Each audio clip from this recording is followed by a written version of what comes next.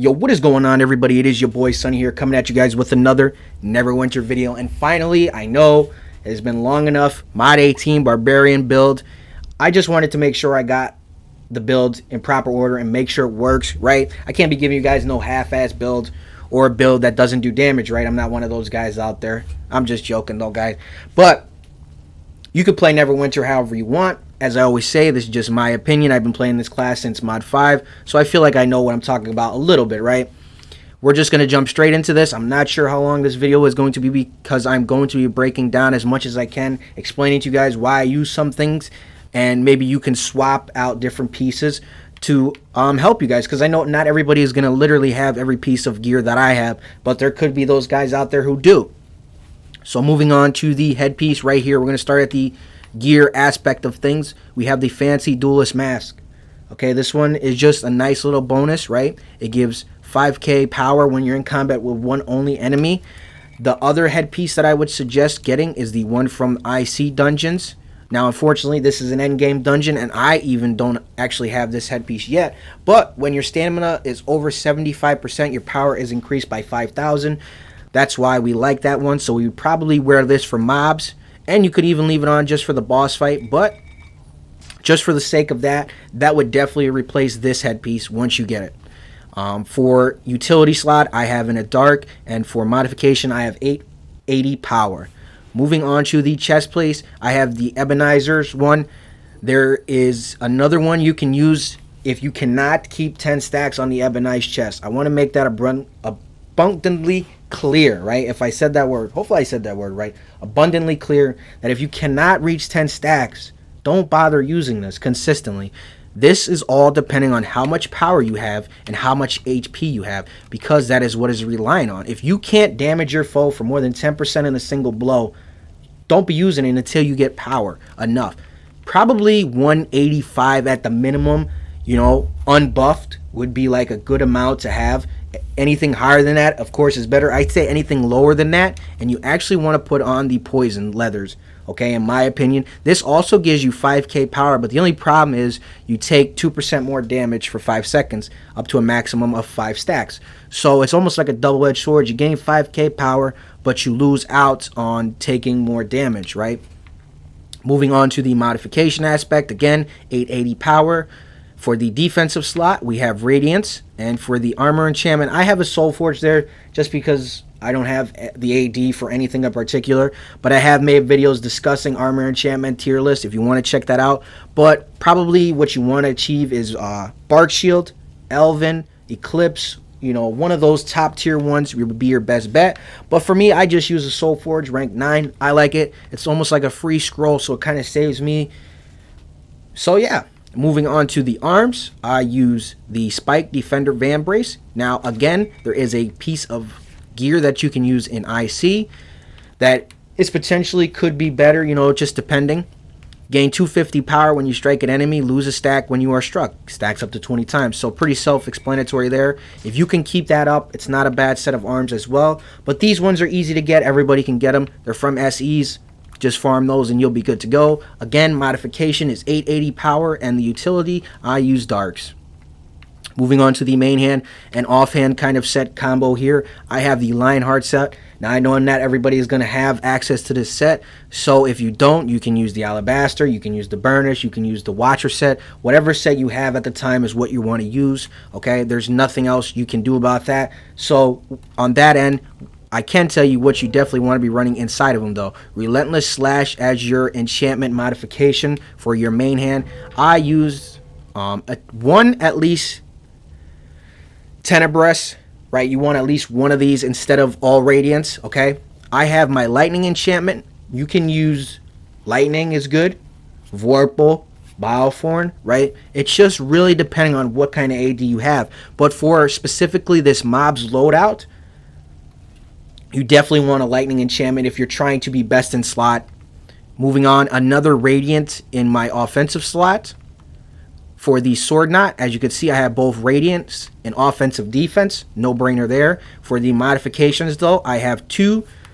I have the 10% critical severity bonus and the power bonus. Now, you can actually change those by going here, and you actually need cubes of augmentation.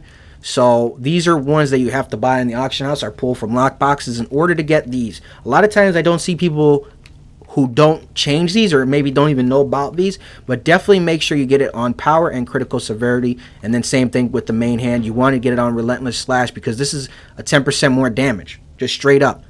So imagine you didn't even know about this and you just lost out right there, right? Moving on to the boots, Inferno Forged.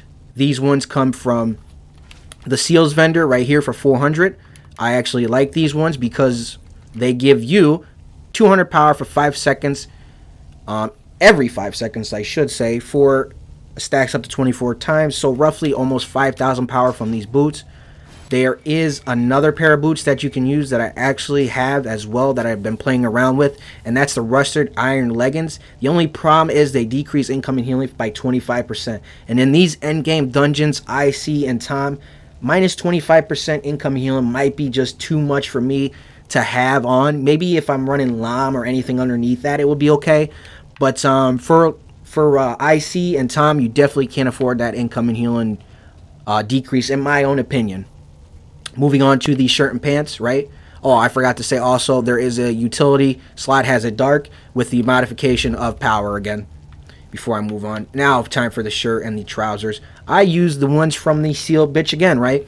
Just the shirt and pants. Whatever shirt and pants you need are the ones you want to get. It's all based on stats. I picked the armor, pen, and combat advantage. They have critical strike and accuracy. They have combat advantage and, you know, just pick whatever shirt you want. I'll just pop it up real quick just to show you that it doesn't matter what shirt you pick. They all have the same amount of power and they all have the same equip bonus. It just comes down to you need armor pen accuracy. Do you need armor pen combat, crit combat, or crit accuracy? And then same thing with the trousers, guys. The only thing I would suggest is staying away from the assault ones just due to the fact is they have no defense on them. The rest of them do, so you can get defense critical avoidance, defense deflection, defense awareness, right? Like I said, the only one maybe don't buy is this one, and even then it's not bad. The only problem is it just doesn't have a defense, and defense is not something that you need capped in my opinion, but it does help to have it.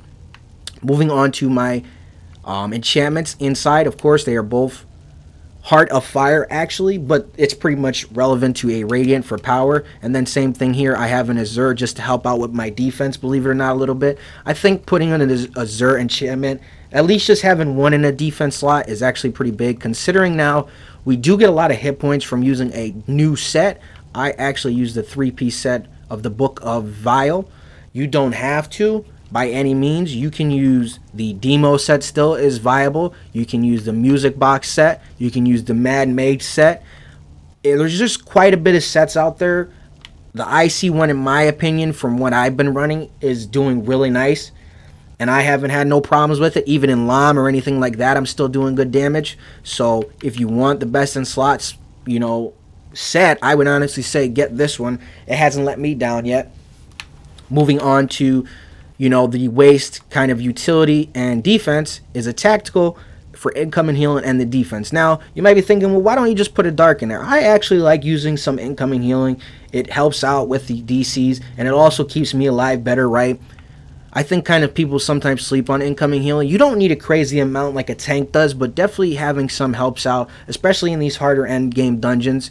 Same thing again here, tactical and Radiant in the offensive slot. And the modifications I have on both of these, I believe, are combat advantage, just to help me kind of get them stat bonuses. Moving on to the rings here, they both are double offensive with radiance inside of them. I use the striking ring of the master as well as the twisted golden ring. Now, I use these particular rings. One is because of the swordsman perk on this ring, and then the at will perk on this ring. But they also have very nice stats that play really nicely into my build. If I'm not running like IC or Tom even, I will use my +5 Ring of the Shadow Stalker just because it increases all damage by 2.5% as compared to just my at-wills. But I always keep on this ring for the 3% more damage from melee. So this one is always here. This one gets swapped out every now and again. Moving on to the artifact set, I use the 3-piece book set. You can actually get the Tales. If you're watching this at the time of recording, you can actually get the Tales book now. So if you want, hop on. They are still having these 3-piece set is best in slot because you still do an additional hit for weapon damage on a critical hit, right? If you don't have the books, using 3k power artifacts is a good, substitute, right? You can use the blast scepter, you can use the staff, and the ring has 3k power. So probably those are the 3 that I were actually using before I had the books, because the 3k power is the most power you can get from an artifact, and pretty much power is the one thing that you need, right? Never have too much power. Moving on to my stats and my character sheet, all my points went into strength and dex, no brainer there, movement speed and critical severity, as well as physical damage and stamina regen. For my stats, as you can see here, they're all pretty nice and neat. For IC, now my accuracy is a tad bit low, but that's also because my darks are not even up to really par. Once I get all of these up to rank 13 and stuff, I'll get more combat companion influence, my apologies, and that will be 85k. So I'm not really worried about that. I actually just ran an IC today too, because I just unlocked it and I did fairly well in there, in my opinion. I think that video should be up on the channel by the time I put this one up. Just going through the list, companion influence is at 34%. My critical severity is 139.5. That's a weird number. Usually it's at 140, so I don't know what happened, but it's okay. Moving on, my hit points are at 348, which is a fair amount of hit points out there. My defense, as you can see, is not capped for pretty much anything out there, but at the same time, I don't really see the need to have it capped. I just ran it and I didn't do too bad. Maybe once you know the mechanics of certain dungeons, defense really isn't a problem. Having a high amount of hit points is just as good as having a good amount of defense, especially on a DPS class. You can have your defense capped. Will it help? Probably. But the only problem is you're also going to be taking away from damage. So that's where you have to make that decision of, well, do I want more survivability or do I want more damage? So you have to kind of make that judgment based on your playstyle as well. But the people I usually run with have no problems keeping my scrub ass alive. So that is why I use that one. Moving on to the powers here. We'll jump down. We'll start with the feats first. The feats are pretty easy. I use the whole top row. Now, the only problem is some people might use Mighty Leap. And the only thing with Mighty Leap here on console is it's just so buggy and it's just so kind of finicky that I don't even bother with it. I mean, potentially, if you could use this to its best of abilities, it's definitely better than using Relentless Speed on mobs. But if you can't, just stick with everything top, right? I won't jump too much into these, but Relentless Battle Rage, you build your rage twice as fast. Steel Slam, when you jump up in the air and you come down, you create like a ripple effect. Over Penetration, this is a big one. 2% more damage for every 500 armor pen you're over capped. That's why having over capped armor penetration on a barbarian is so important. Up to at least, what, 2,500 is it? Yeah, 2,500. So you definitely want, if the cap is 85, you want at least 87.5, right? So you definitely want that. Always be over capped for your armor pen. Never be under capped for armor pen. You don't even want to be on the dot for a barbarian. See, a lot of people will get that confused. I'll see barbarians and their over pen isn't capped. Well, you're wasting out on these feats right here, man. You're losing out on 10% extra damage. Same thing here, Blood Spiller. The only problem with Blood Spiller is just watch your HP. I would not advise using Blood Spiller when you're about to die. Obviously, it will definitely kill you. I've done it a couple times not realizing it, but it happens. Moving on to class features. This is where it gets, a little, well, which one do I like? Well, I use Steel Blitz and Barb Strikes pretty much all the time. Now, some people will say that Barb Strikes, they would rather use Trample of the Fallen, which is, where the hell is my trample? Right here. Actually, right next to it. The only problem with this is it has a proc, right? Whenever you control an effect, your increases by 5% for 10 seconds. Sometimes you can control things and sometimes you can't. Some things can be. Just for me, I think it's a pain in the headache. It's a pain in the dick and it's a headache remembering what can and can't be controlled, and there's certain bosses that can be controlled and there's certain bosses that can't. So for me, it's just like, well, fuck it. I'll eliminate the whole problem and use Steel Blitz and Barb Strikes 24/7, right? These two don't change. I do fine with them. Steel Blitz, you do 20% chance to strike the target twice with your at wills, and we spam at wills. And then Barb Strike increases your severity of your critical strikes by 25%, man. Critical severity is huge anymore, so having these two together, even if you use Trample, I'm telling you, try Steel Blitz and Barb Strikes together. Your boy Sonny won't, you won't, I feel like you won't even regret it using this 2 combo, right? Moving on to your dailies, Savage Advanced and Avalanche of Steel. I use Avalanche of Steel for mobs, and then I'll use Savage Advanced on any boss fight out there. For your encounters, I use Not So Fast, Bloodletter, and Punishing Charge. I use Not So Fast, obviously, because of the feat down here, so when we're running at the mobs, you know, we can spam this encounter sometimes 3 times in a row. I use the Bloodletter for the feats, and also it's just like a heavy damage dealer. If there's that one guy who's still alive after running through the mobs, usually this will definitely finish him off. And I use Punishing Charge just to get to that mob group even faster than anybody else. So I'll sprint as far as I can and use Punishing Charge as soon as I can, just to, like, you know, rush at them. I'll show you real quick. I'll use Punishing Charge. So let's just say I'm in the dungeon, because we're about to wrap up here for the so I'll just show you like a quick rotation. So if I'm going at the boss, I'll just do that, boom, and then if anybody's still alive, boom, straight up, and then I'll go Determination, and I'll just go like that. That's literally what I use for my rotation. And then I'll just proc the Not So Fast, as you could see, just proc there, and that could proc, you know, it's all RNG based, but that could proc a bunch of times in a row. Moving on to at wills, I use Sure Strike and Relentless Slash. I pretty much use Relentless Slash 24/7. Sometimes I'll use Sure Strike just to build up Determination, but a lot of the times I have my rotation down to a nick where I don't really have to even use Sure Strike to build Determination. I usually have my Determination back immediately after it's gone, just because I will save my encounter powers while I'm in Determination just to get back into Determination, right? So say if you're in Determination, like right here, okay? Now you can go the full distance, but sometimes I won't use the Not So Fast procs if it will proc. Sometimes I'll wait to use that Not So Fast proc when I'm out of the Determination, just so I can use that Not So Fast proc at a Determination, get double dip, and my Determination is back up. Because you want to be in Determination and swing your at wills as much as possible, guys. That's pretty much it, you know, swinging those at wills, getting that rotation down to always be in Determination. That's one of the things of mastering a barbarian, is making sure you're in Determination pretty much 95% of the dungeon. Besides when you're running around, you want to be in Determination in all the fights. Moving on to boons, I won't go too crazy with it. I actually didn't even have my Deadly Rage on, but you know, I went with power, HP here. You definitely want the movement speed and the companion influence. I got the critical severity, increased recharge speed, and then as you guys can see, I had on Deadly Rage. I actually didn't even have all 3 points because I was playing around with my boons before, trying to get all my stats in proper order. I also have accuracy here just to help out getting me to that 85k. The boon aspect, the only big things that you should definitely have is the power, HP, the marathon runner, companion influence, and the critical severity. The rest, and bloodlust. I mean, not bloodlust, Deadly Rage. The rest is kind of up to you. Do you guys need the armor pen? Do you need the combat advantage? Do you need the accuracy like me? Right? It just all depends on where you're at in your level.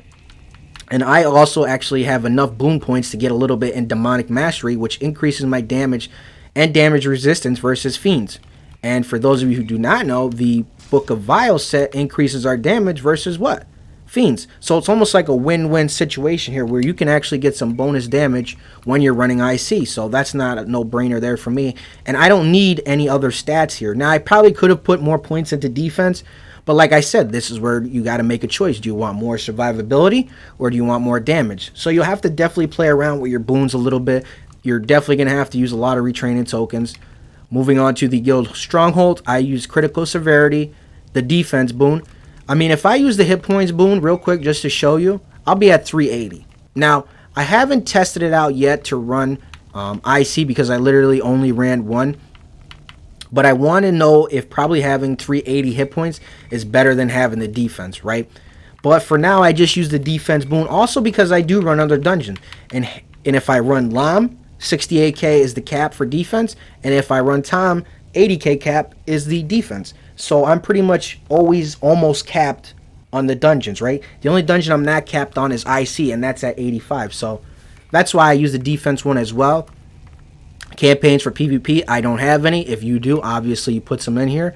Moving on to some of the bread and butter. Now this is where things get a little difficult, and this is where people are going to be using different ones. For companions, I use the bullet.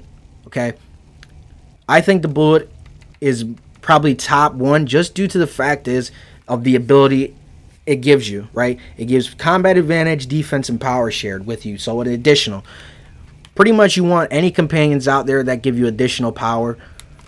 I use the Bullet Pup. It's probably one of the cheaper ones out there that are really good, surprisingly. I have rank 15s. For enchantment, I have Potent Precision. Chance on a hit to increase your companion's critical severity by up to 5% for 15 seconds. You can use the power one as well, but other than that, those are the only two I would probably pick. Potency, or, you know, the one I just had, which was Precision, were the two that I would probably only pick.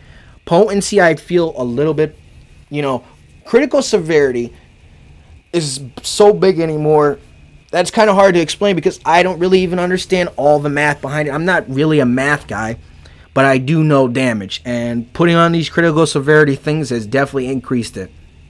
For my companions, gear. This is where it gets finicky because, unfortunately, guys, you need to run Mies. And if you're not that RNG lucky, you can't get these pieces of gear, right? So you're just going to have to make do with what you have, right? If you have these pieces, you'll be in good money. But let's say you don't. You're just going to have to play around to the best of your ability. There's really no other way to put it. But I use the Ivany Ground Icon, the Silver Talisman, and the Ivany Ground Grimoire. This gives me Armor Pen Combat, Accuracy Combat, and Critical Strike in Combat. The big thing you want to get off your companion is Combat Advantage. I actually don't even have the Combat Advantage book that just strictly give you Combat Advantage. If I even had that book, like, I ain't even missing a couple pieces of companion gear that I could probably swap and, you know, change these. Then I change two other ones that could help me out even more. But, you know, I'm even missing companion gear that I need. So you just really have to make work with what you do. Moving on to companions, these are going to be another one where, you know, maybe you want to strive to get these ones specifically, but also I know it's going to be hard because companions, upgrading companions gets really expensive and buying companions gets really expensive. And especially because I have none other than the Alpha Company. I actually bought this, if you know, they came out with this pack in the Zen market like a month or so ago. Maybe even more than a month. But it definitely came back in the Zen market because I covered it in the video. And I picked this shit up immediately. Okay? The same day I dropped that video talking about this, the same day I brought this. Now, if you don't have the Alpha Company because you don't have 11 million to spend, the Owlbear is a very good substitute. So between those two are your kind of top utility ones. For defense, I pretty much use anything with power. So I have the Mighty Stone and the Minstrel, as well as the Allure for, you know, 10% income and healing, which is really nice, but also the 2k power. And I also have the Baby Deep Crow.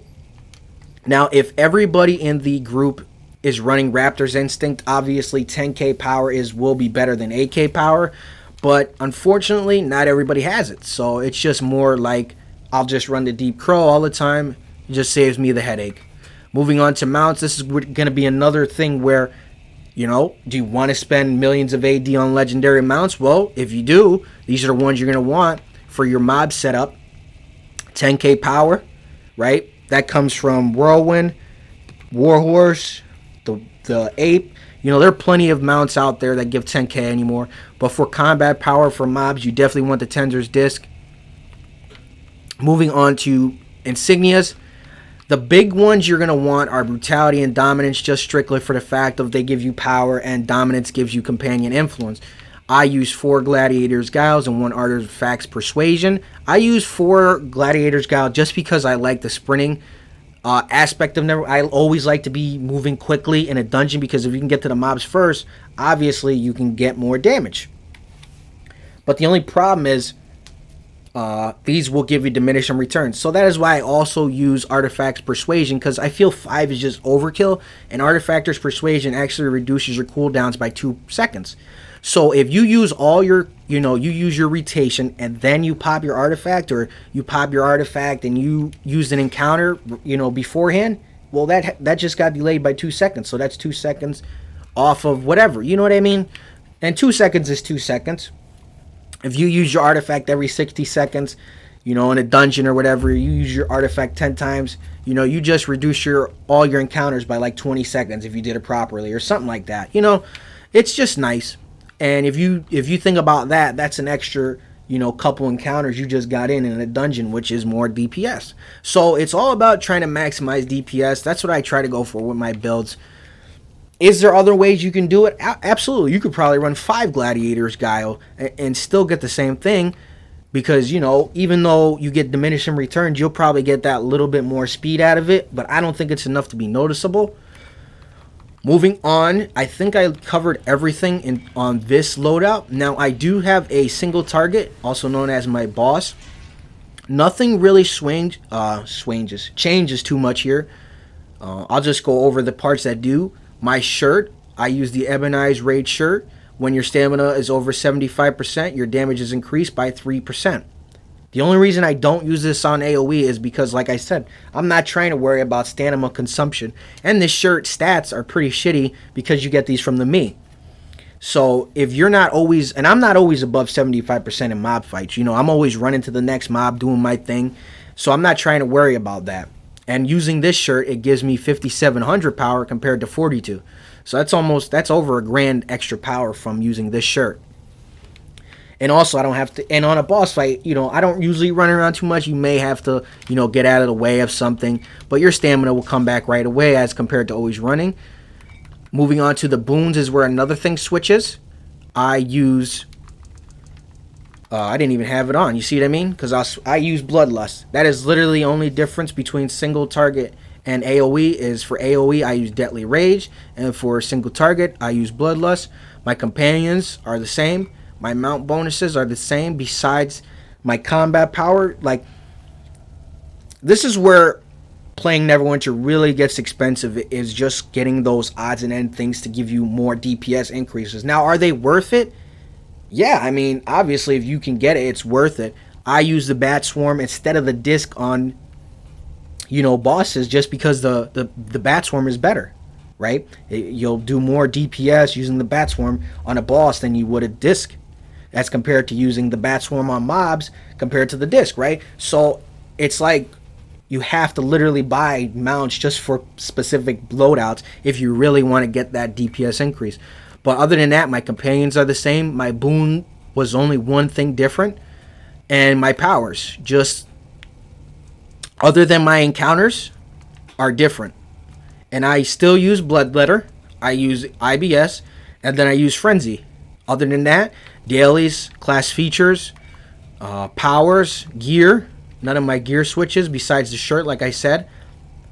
And yeah, if you really wanted to get down to it, the only thing that I would suggest putting on a single target loadout that would probably give you, that would be more beneficial, is once I get a Vorpal, I'm going to swap it, you know, or have another main hand. So that could be the only thing that, you know, you differentiate. But even then, say you don't want to spend money on a Vorpal, of Lightning and a Vorpal, then just get a Vorpal, in my opinion. You know what I mean? Just because you'll be able to do both consistently better than just having a Lightning. But I picked up a Lightning first because I knew I kind of wanted to get both. But yeah, for bosses, literally it's the same rotation. You know, there's nothing really too different, except I just use my encounter powers as soon as they come back, and then I hit Determination. You know, use your daily, use your artifacts real quick. Use your horn. Boom. Bada bing. Bada boom. Use all your buffs. You just hitting like a tank right now. Switch. Back into Determination. And then once my Determination is over, I got Frenzy again. So that's the one thing about boss fights. And here, this is where I'll build up my Determination. I'll go on the boom again. And as you can see, once I drop out of Determination, Bloodletter will be ready. So as you can see, I try to do my best to stay in Determination as much as possible. Now, there is that little bit of time right there where I wasn't in it, but that's what you really want to achieve, is getting maximum Determination time because of our feats, man. You gotta, you know, you build, but you also deal 14% more damage when you're enraged. So you definitely want to be enraged all the time. You definitely want armor penetration over armor penetration. So there's just a couple things that maybe you guys don't know because you don't always get to, you know, read the tooltips indefinitely. But other than that, I mean, I think I covered everything. If I missed something, guys, do leave a comment down below. Let me know if this helped. Like I said, this was a little bit longer. I tried to cover everything to the best of my ability. Now, I always want to make this clear. Now, this is not the only way to run a Barbarian. If you don't want to use any of these pieces of gear, by all means, you don't have to. But if you do want to maximize your damage and you like being on top of the leaderboard like your boy Sonny out here, then you want to try to follow this build to its best of abilities. Maybe you change a couple of things along the way to make it your original or something like that. But other than that, yeah, I will check you guys out in the next one. Leave a like, subscribe if you're new. Next time.